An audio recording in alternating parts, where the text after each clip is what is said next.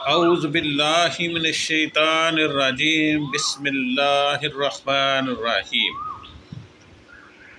وظائف کی دنیا میں تمام سامعین کو آج پھر میں آپ کو خوش آمدید کہتا ہوں۔ آج میں آپ کے لیے ایک ایسا مجرب وظیفہ لے کر حاضر ہوا ہوں۔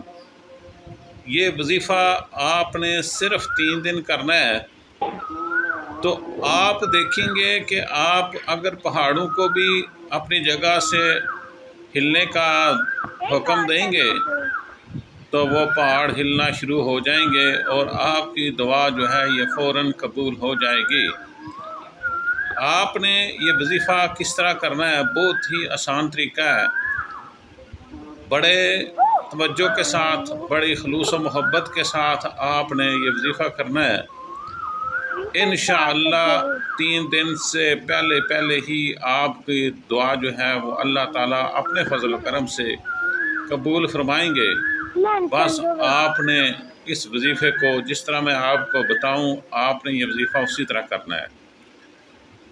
تو صرف 3 دن کا یہ وظیفہ کرنا یہ ہے آپ نے کہ نماز عصر کے بعد یہ جو آیت آپ کی اسکرین پہ لکھی ہوئی ہے، یا حیو یا قیوم، یا حیو یا قیوم برحمتک استغیث ایاک نعبد و ایاک نستعین، آپ نے 11 مرتبہ آپ نے اس کو پڑھنا ہے۔ اور جب آپ اسے پڑھنا شروع کریں تو اس کے اول و آخر میں آپ نے درود پاک بحضور نبی کریم صلی اللہ تعالیٰ علیہ وآلہ وسلم پڑھنا ہے۔ وہ جس طرح میں اکثر اپنے وظائف میں بتاتا رہتا ہوں کہ وظیفہ جب آپ نے شروع کرنا ہے، ختم کرنا ہے، تو کون سا درود پاک پڑھنا ہے میں آپ کو بتاتا رہتا ہوں کہ آپ کوشش کریں۔ ویسے تو سارے درود پاک آپ پڑھ سکتے ہیں، لیکن سب سے بہترین اور مجرب جو درود پاک ہے وہ درود ابراہیمی ہے۔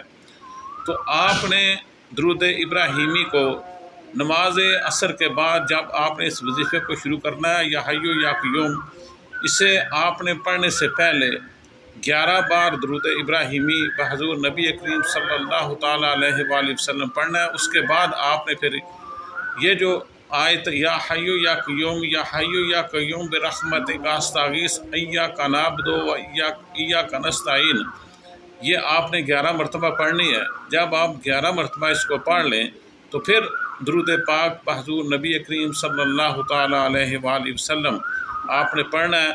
تو دیکھیں آپ کا یہ وظیفہ کرنا، جس مقصد کے لیے آپ یہ وظیفہ کر رہے ہوں گے، اللہ کے فضل و کرم سے آپ کا وہ مقصد پورا ہوگا۔ اللہ تعالیٰ ہمیں یہ وظیفہ کرنے کی توفیق عطا فرمائے، آمین۔